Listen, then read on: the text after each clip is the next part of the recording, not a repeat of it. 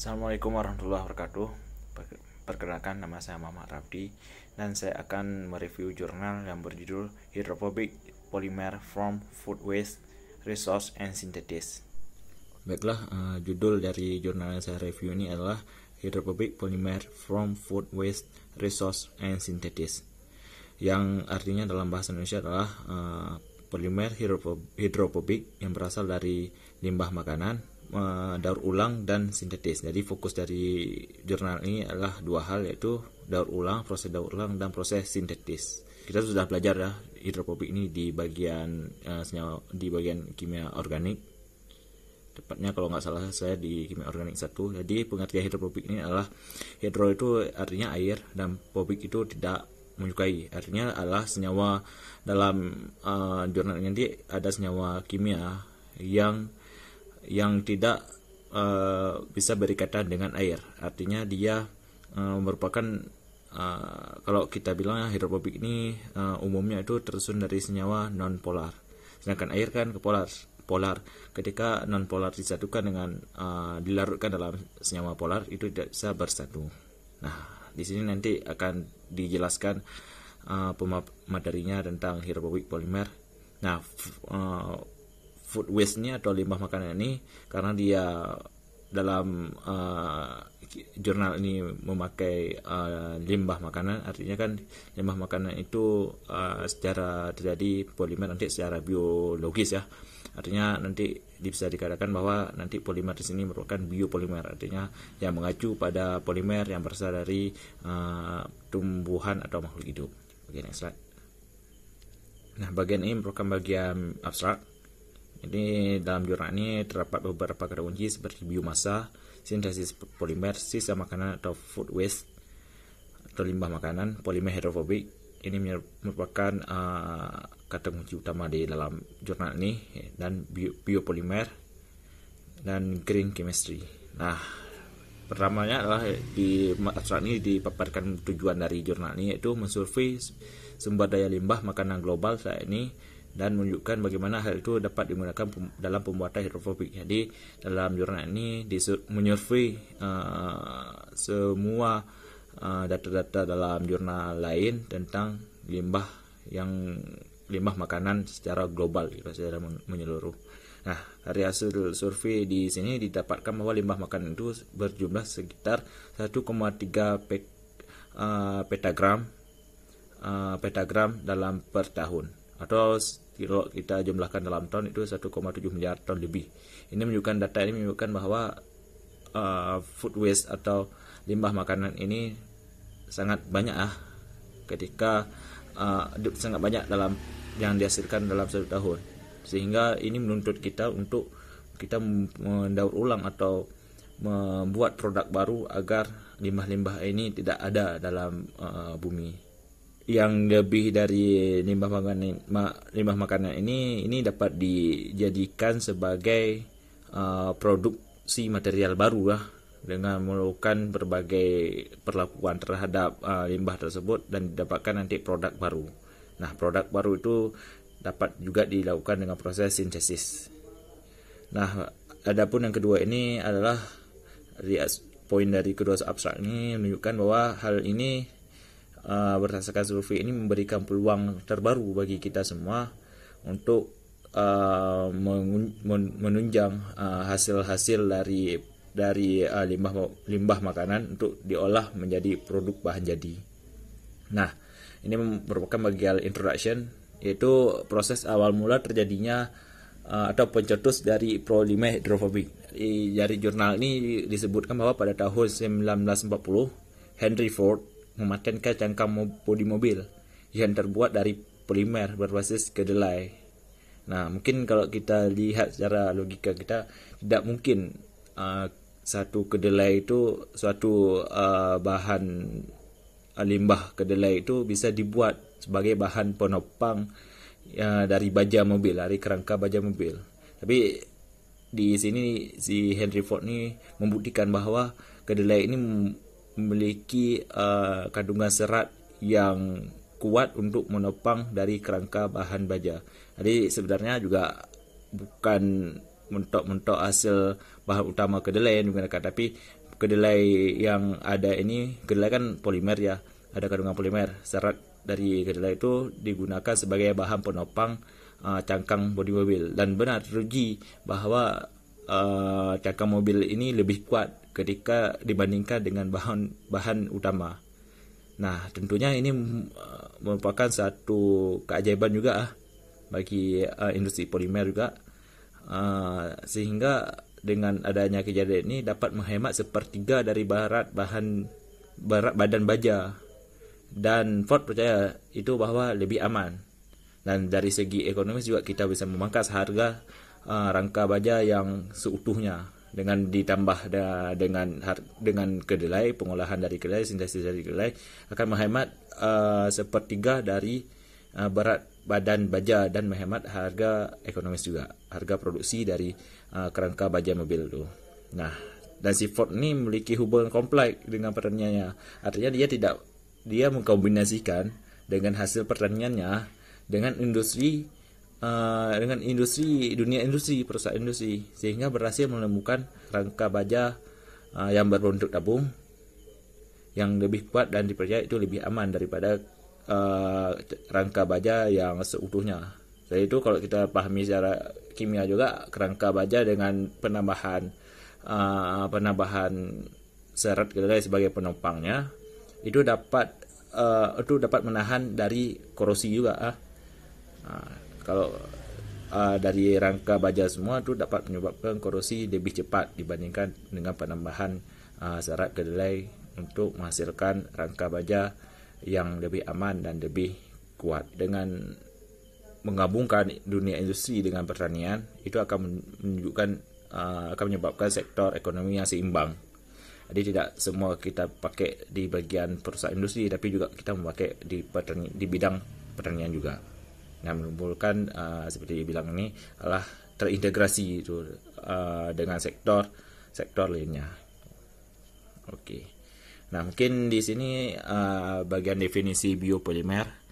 Nah, kan kita memakai bahan alam gitu Nah, bahan alam itulah yang kita pelajari di bagian ilmu biologi. Nah, polimer ini yang kita pelajari di kimia. Jadi ketika kita gabungkan biopolimer ini akan mengacu pada polimer yang sepenuhnya disintesis oleh organisme hidup. Nah, ini secara keseluruhan, secara umum pengertian biopolimer. Jadi polimer ini disintesis sendiri oleh makhluk hidup. Nah, ada 3 sumber utama yang bisa disintesis dari organisme hidup nih, yaitu yang pertama adalah polisakarida, polinukleotida, dan polipeptida. Nah, biopolimer ini secara keseluruhan dapat diartikan juga sebagai polimer yang diproduksi oleh organisme hidup. Nah, biopolimer kan juga diproduksi oleh organisme hidup. Jadi tidak hanya hewan, tumbuhan juga menghasilkan polimer. Seperti selulosa, glukosa itu merupakan rantai polimer yang sederhana yang biasa kita jumpai. Nah, polimer ini juga disintesis oleh alam dengan reaksi polimerisasi. Nah, dalam polimer ini juga ada reaksi sendiri, yaitu reaksi polimerisasi. Nah, pertumbuhan rantai dalam polimer tersebut akan dikatalis oleh enzim. Nanti akan ada di bagian selanjutnya, yaitu proses katalisasi enzim selulosa kalau nggak salah, enzim selulosa, dan kemudian mengubah zat selulosa menjadi glukosa. Jadi ada 3 bagian yang penting dari siklus dalam siklus metabolisme yang dikatalis oleh enzim tersebut menjadi polimer. Polimer yaitu ada diekstraksi langsung dari bahan mentah. Itu diekstraksi langsung dari bahan mentah akan menghasilkan polimer. Diproduksi dengan sintesis kimia dari monomer. Jadi dengan sintesis dari kimia akan menghasilkan monomer lainnya sehingga membentuk rantai polimer. Nah, polimer ini juga tersusun dari monomer sehingga membentuk satu polimer. Yang ketiga adalah dihasilkan oleh mikroorganisme atau bakteri yang dimodifikasi secara genetik. Nah, ini merupakan rekayasa dari manusia ya. Ini merupakan satu kelanjutan yang dihasilkan oleh manusia dengan merekayasa genetik mikroorganisme untuk mengkatalis si polimer sehingga menghasilkan polimer yang tahan yang dapat digunakan serta tahan dengan memiliki daya tahan yang kuat gitu. Oke, di slide selanjutnya. Nah, dalam slide ini kan ada survei tadi bagian pertamanya. Nah, survei yang dilakukan ini terdapat di banyak ya survei yang dilakukan dari si Vasquez ini, Lucas Vasquez ini. Jadi sumber utama polimer itu disurvei menggunakan secara global ya, secara menyeluruh. Tapi kalau nggak salah saya yang disurvei itu hanya di bagian Amerika Latin sama Eropa saja. Di Asia juga belum disurvei hasil dari jurnalnya, dari review artikelnya. Jadi bagian yang survei pertama adalah tentang limbah kentang, biji mangga, kulit jeruk, ampas kopi, jerami, ampas tebu, biji labu kuning, kulit pisang, biji alpukat, bonggol jagung, ampas wortel, kulit kacang tanah. Nah, yang jadi prioritas saya di sini yang akan saya jelaskan adalah di bagian ampas tebu, karena kalau saya jelaskan secara menyeluruh ini mungkin menghabiskan slide yang cukup banyak. Jadi saya akan menjelaskan di bagian ampas tebu saja. Nah, di ampas tebu ini itu mengandung 39% gulkan, itu kandungan unsur dalam ampas tebu. Mengandung silan sebanyak 21,8, galaktan sebanyak 0,8, arabinan 1,8, asetil sebanyak 3,3%, lignin sebanyak 24,8%, as sebanyak 3,9%, protein 0,5%, sukrosa sebanyak 0,7%, ekstraksi air sebanyak 2,7%, ekstraksi etanol sebanyak 1,9%. Nah, ini ekstraksi hasil review, hasil artikel yang disurvei oleh pemilik jurnal ini. Nah, di ampas tebu ini mungkin kawan-kawan semua sudah familiar dengan pengolahan tebu ini. Jadi pengolahan tebu ini meliputi 2 tahap, yaitu penggilingan dan pemurnian. Nah, penggilingan ini biasa kita lihat ya.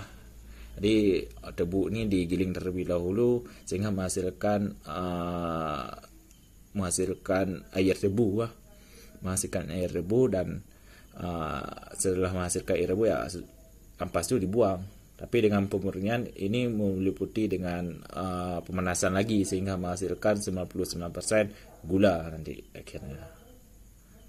Nah, limbah industri penggilingan ini adalah sisa debu. Jadi limbah dari proses produksi gula ini adalah debu. Nah, biasanya kalau debu itu langsung dibuang karena merupakan hasil terakhir dari hasil proses penggilingan dan pemurnian. Nah, dan debu ini akan mewakili 28% dari berat kering aslinya. Jadi dari berat debu tersebut yang diproduksi tersebut, 28% ini adalah ampas yang dihasilkannya. Sehingga kalau kita buang, kalau kita nggak ini bisa mencemarkan lingkungan ya.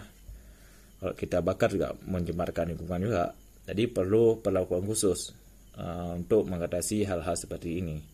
Sebelum itu juga saya akan menjelaskan juga konstituen utama dari kandungan ampas tebu ini merupakan adalah gulkan sebanyak 39%, lignin 25%, dan silan 22%. Dan ini nanti akan diolah sehingga dapat digunakan menjadi polimer, sehingga tidak terbuang lah. Jadi bisa kita olah semua apa yang di dalam proses pengolahan tebu, kita bisa dapatkan gula. Setelah itu dari hasil limbah itu bisa kita gunakan sehingga tidak mencemarkan lingkungan juga. Mungkin di pabrik lain-lainnya juga mengolah hasil ampas tebu ini menjadi industri pulp dan kertas. Jadi dihasilkan selulosa dari ampas tebu itu untuk digunakan sebagai sumber atau digunakan sebagai bahan untuk pembuatan kertas. Nah, di sini juga digunakan sebagai produksi papan partikel dan digunakan sebagai papan serat dan juga digunakan karton. Nah, karton ini juga hampir mirip dengan pengolahannya seperti kertas juga. Dan selulosa mikrokristalin. Nah, selulosa mikrokristalin ini adalah diisolasi dari alfa selulosa. Nah, yang dihasilkan dari ampas tebu itu adalah alfa selulosa. Nanti diisolasi sehingga menghasilkan selulosa mikrokristalin yang biasa digunakan di banyak industri gitu. dan dihasilkan juga empulur dan molase urea empulur, dan juga digunakan sebagai semen furfural sebagai pengganti semen yang biasa kita pakai itu. Juga dalam pengolahan ampas tebu ini dihasilkan semen furfural namanya, dan dihasilkan juga kompos. Itu bagian terakhir pengolahannya, karena hasil dari ini kan juga mengandung senyawa-senyawa kimia yang baik bagi tumbuhan gitu, dan biasa digunakan sebagai bahan untuk produksi kompos gitu. Oke, next. Nah, mungkin nih bagiannya lah produksi biopolimer dari limbah makanan. Nah, mungkin bisa lihat kawan-kawan semua di bagian diagram nih.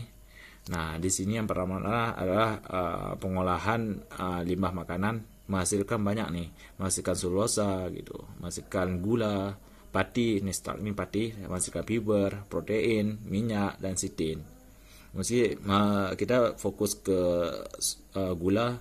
Nah, ketika limbah makanan ini diolah, yang pertama akan menghasilkan gula.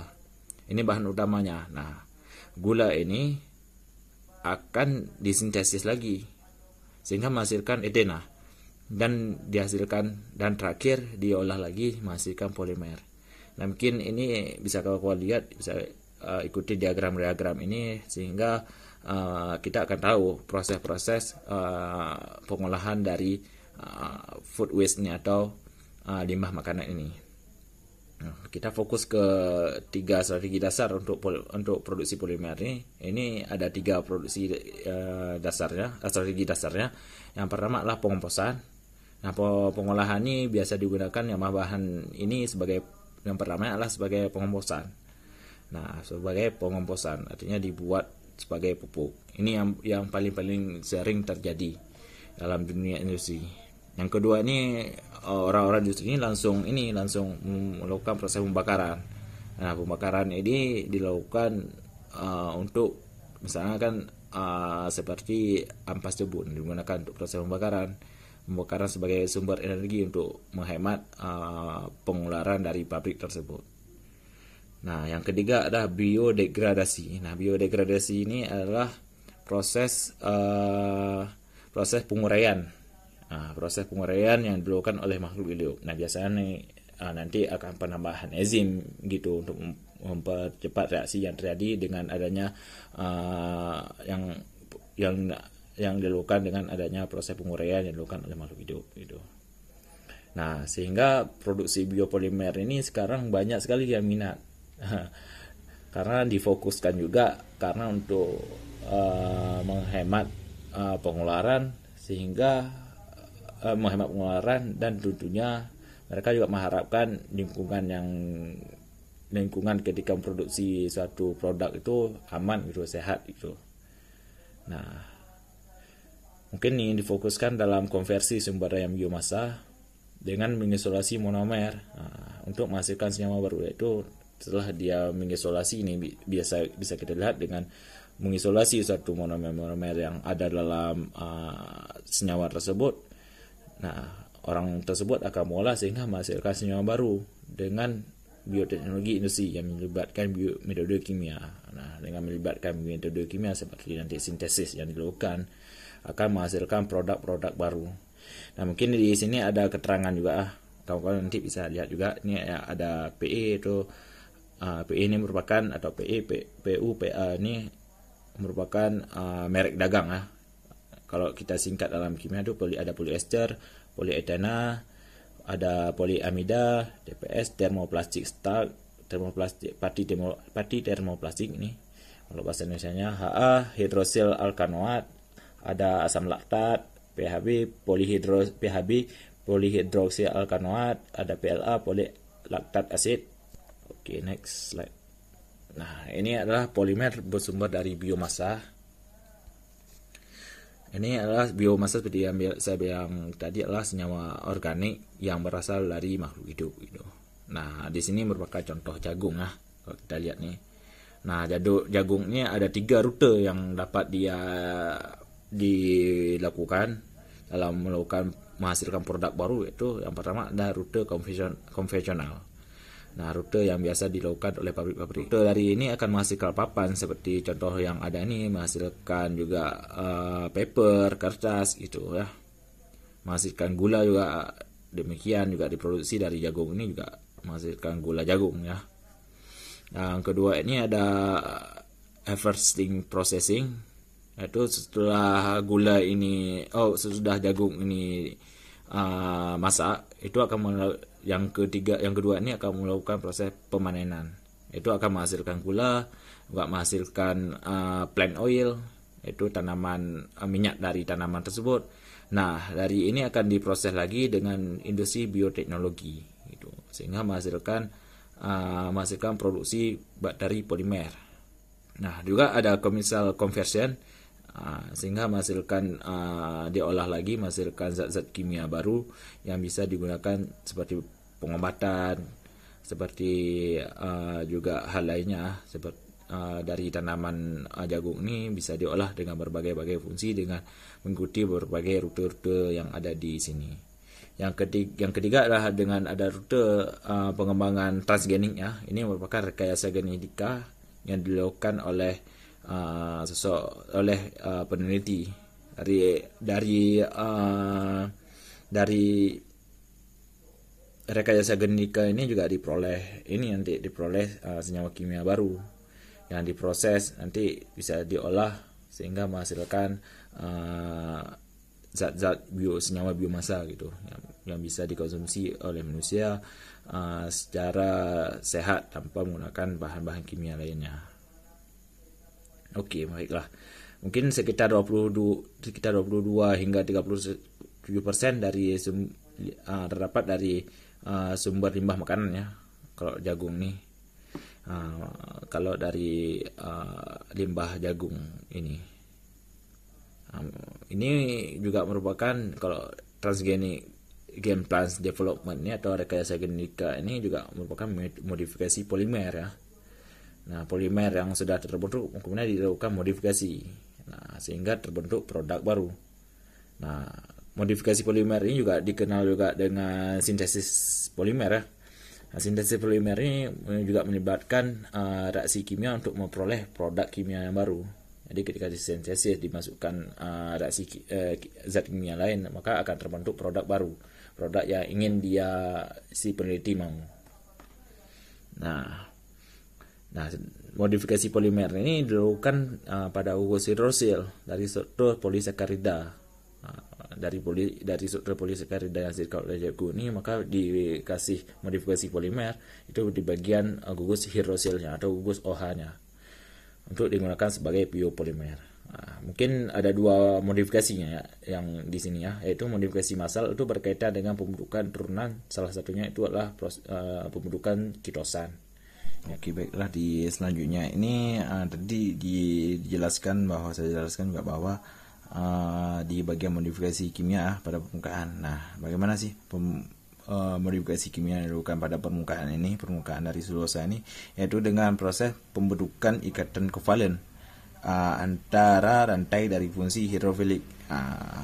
Berbeda dengan hidrofobik tadi, hidrofilik ini merupakan proses di mana senyawa tersebut bisa berikatan dengan air, dengan molekul air. Artinya umumnya senyawa hidrofilik ini adalah senyawa yang polar ya, yang bisa berikatan sama dengan air.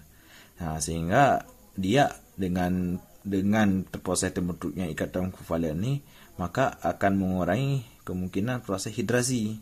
Nah, mungkin proses hidrasi ini harus kita pahami dulu hidrolisis itu Hidrolisis itu proses pemecahan air. Air dan lisis proses pemecahan air. Sedangkan hidrasi ini kebalikan tersebut. Ketika air tadi dipecah, maka ini air akan dibentuk kembali. Mungkin di bagian modifikasi polisakarida ini itu difokuskan pada pengurangan hidrofobisasi. Nah, hidrofobik ini senyawa yang menolak molekul air. Nah, ketika pengurangan di hidrofobisasi ini dilakukan, itu akan menurunkan energi permukaan atau menciptakan morfologi permukaan yang memadai untuk membentuk sudut kontak air yang lebih tinggi. Artinya dia akan mirip dengan sifatnya akan mirip dengan sifat senyawa polar gitu. Dia akan menerima keberadaan air, sehingga dia juga nanti akan tahan dengan serangan-serangan dari molekul-molekul air gitu. Mungkin di bagian atas juga perlu saya tambahkan di bagian matriks serat. Mungkin kawan juga bingung apa itu matriks serat ya. Itu matriks merupakan matriks kan dia sebagai rancangan dasar terbentuknya polimer. Jadi dalam polimer itu ada nanti adanya matriks. Nah, matriks itu sebagai bahan dasar, sebagai bahan kalau kita bilang tiangnya dari polimer.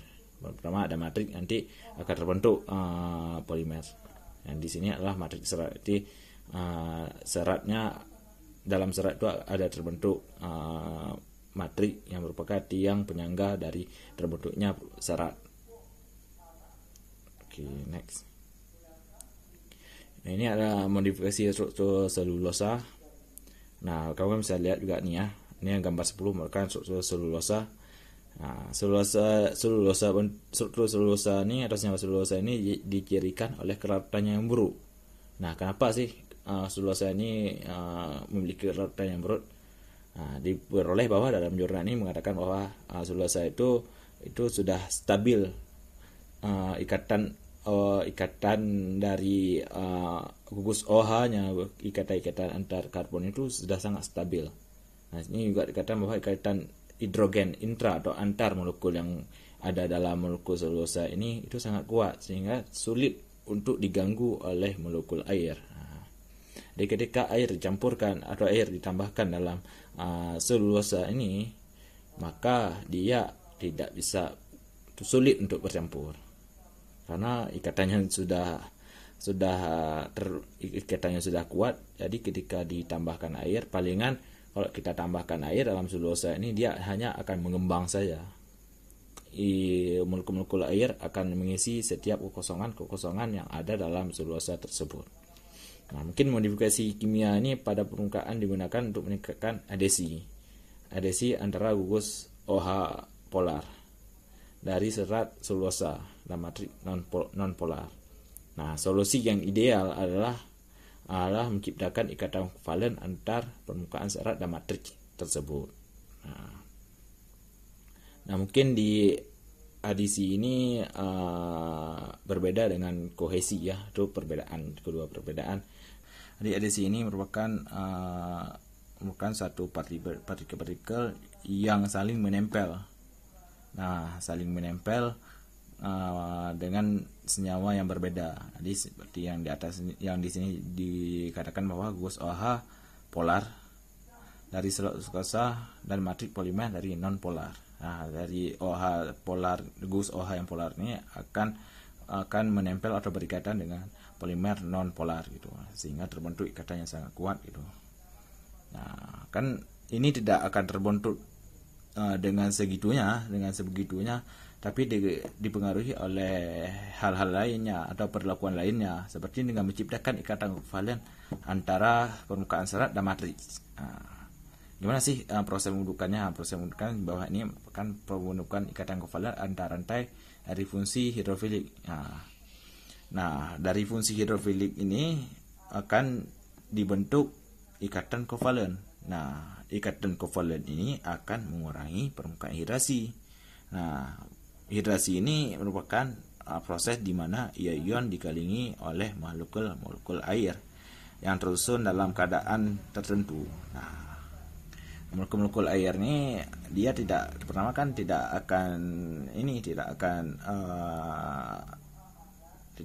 dalam selulosa ini molekul air tidak bisa masuk karena molekul air ini dalam selulosa pun sudah sangat stabil sehingga tidak memungkinkan air.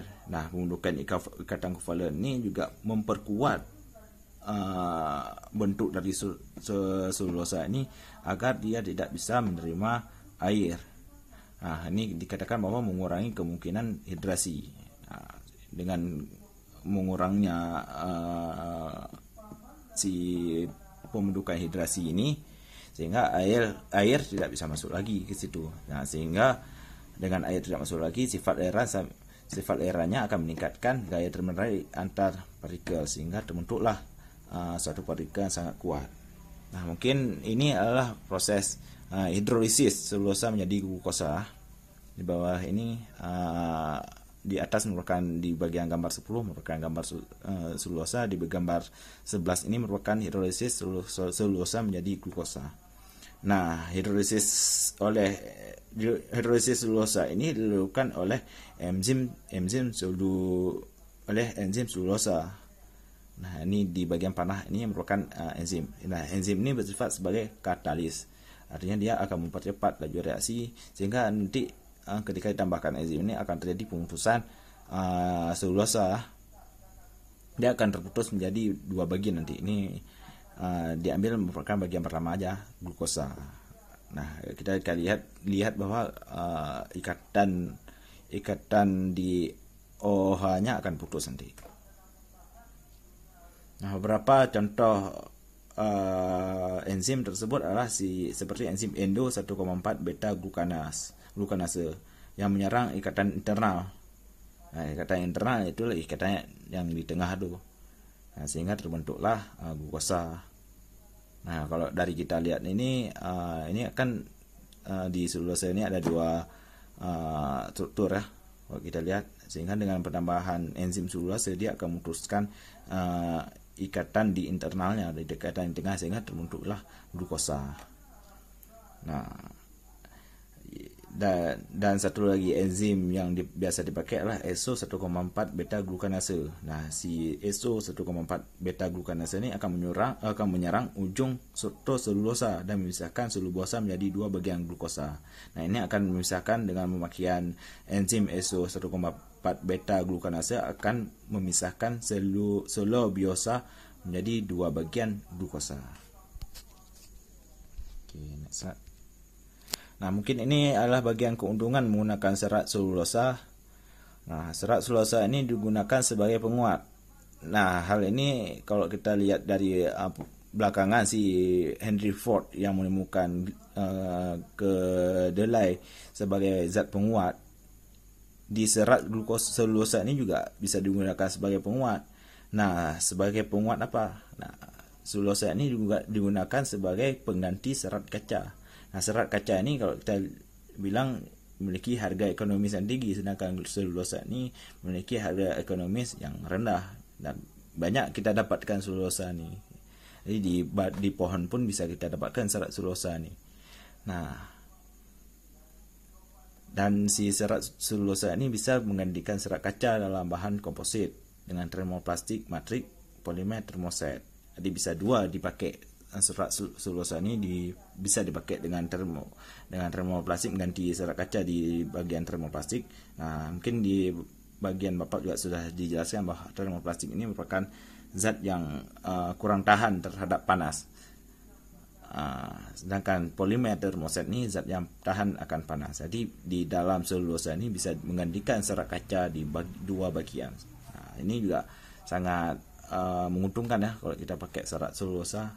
Serat kaca juga sangat, kalau selain biaya mahal juga prosesnya juga sangat menghabiskan atau menguras juga biaya gitu. Jadi dengan pemanfaatan dari serat selulosa ini dapat menggantikan dari serat kaca dalam proses pembentukan termoplastik dan proses pembentukan polimer termoset. Nah, mungkin ada 5 keuntungan yang kita peroleh dari menggunakan serat selulosa ini, yaitu yang pertama pengurangan biaya dan mudahnya pengolahan serat selulosa pada mesin. Nah, dalam mesin pun juga mudah dalam mengolah serat selulosa karena berat nih serat selulosa ini dia lembut ya. Jadi ketika mesin memproses serat selulosa ini dapat dengan mudah memprosesnya. Beda dengan serat kaca. Yang ketiga adalah ketersediaan serat selulosa ini banyak. Nanti saya bilang serat selulosa ini banyak kita jumpai. Bahkan di tempat kita pun atau di pohon pun banyak tuh serat selulosa, sehingga dapat kita olah menjadi zat-zat penguat. Nah, peluang daur ulang yang keempat ini adalah keuntungan kita dapat adalah dengan hasil dari serat selulosa yang hasil akhir yang tidak bisa diolah lagi itu dapat juga didaur ulang kembali sebagai bahan bakar. Nah, salah satunya itu adalah sebagai bahan bakar. Nah, di bawah ini juga dikatakan ya, peluang daur ulang mungkin juga digunakan sebagai daur ulang lainnya yang sekelas industri yang melakukan daur ulang secara massal gitu.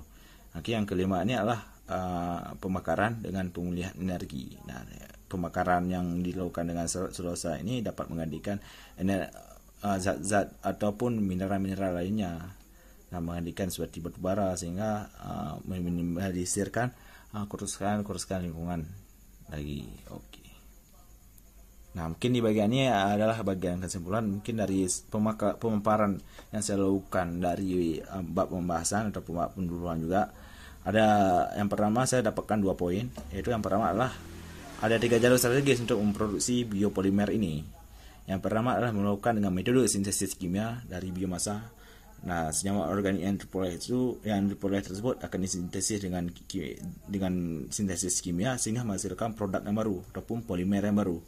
Nah, yang kedua saya temukan juga bahwa modifikasi biokimia komponen, artinya memodifikasi ataupun merekayasa genetika dari biokimia. Ini adalah kalau kita lihat biologi sama kimia ini adalah 2 ilmu yang dikombinasikan dalam satu. Nah, ini dapat dimodifikasi dengan menemukan zat senyawa yang baru sehingga dapat direkayasa genetika dengan berbagai penambahan katalisator sehingga menghasilkan zat senyawa yang baru seperti yang tadi itu. Nah, yang tadi itu dari selulosa dengan dikatalis oleh sel dengan enzim selulosa itu akan menghasilkan glukosa. Itu merupakan juga penemuan yang baru lah, dari selulosa menghasilkan glukosa gitu. Yang ketiga adalah produksi senyawa polimer pada tanaman transgenik yang dimodifikasi secara genetik. Nah, dengan rekayasa genetika yang dibuat pada tanaman itu akan bisa diberi perlakuan akan menghasilkan senyawa polimer gitu lah. Itu merupakan juga hal yang satu ajaib itu, dari senyawa dari modifikasi secara genetika pada tumbuhan itu akan menghasilkan senyawa polimer yang baru. Nah, kedua adalah semua bahan alam akan menjadikan produk polimer dengan nilai tambah. Nah, mungkin dari kita semua juga harus bersyukur kepada Allah bahwa menciptakan sesuatu itu tidak sia-sia gitu. Itu semua ada nilainya. Maka sampai hal sekecil pun tuh bernilai kalau kita melakukan penelitian yang lebih lanjut lagi. Nah, selanjutnya itu karakteristik biopolimer ini diperoleh dapat ditingkatkan dengan menggunakan penguat sendiri. Karakteristik biopolimer ini sebenarnya bagusnya itu digunakan sebagai zat penguat saja. Itu dilakukan dengan penambah sepertiga biopolimer ini kepada polimer yang tahan, itu seperti yang dilakukan oleh Henry Ford tadi, melakukan penambahan biopolimer pada kerangka baja mobilnya. Nah, mungkin kalau kita juga buat, mungkin bisa juga kita buat secara keseluruhan 100% biopolimer, tapi takutnya nanti hasilnya itu tidak efisien. Makanya kebanyakan di industri pun dilakukan penambahan biopolimer itu tidak melebihi barang 50% segitu. Nah, karena biopolimer ini dapat menguatkan materi yang ada dalam zat polimer yang sudah dibuat tersebut. Jadi biopolimer ini digunakan sebagai bahan penguat saja gitu. Nah, biasanya biopolimer yang diambil ini diambil dari tumbuhan-tumbuhan ya, dari serat-serat tumbuhan gitu, diambil biopolimer. Nah, kalau ini jarang diambil dari makhluk hidup. Nah, mungkin referensi yang saya gunakan bisa Bapak cek atau kawan-kawan cek di yang penulisnya adalah S.A. Sanchez Vasquez dan kawan-kawan tahun 2013, yang jurnalnya berjudul Hydrophobic Polymers from Food Waste, Resource and Synthesis, dengan jurnal yang bernama Polymer Review volume 53 nomor 4. Nah, ini adalah kode doi-nya, bisa dicek juga di Google nanti. Dan ini merupakan jurnal dari jurnal yang bersifat open access. Nah, mungkin itu saja presentasi dari saya. Saya mohon maaf bila ada kekurangan. Saya akhiri. Assalamualaikum warahmatullahi wabarakatuh.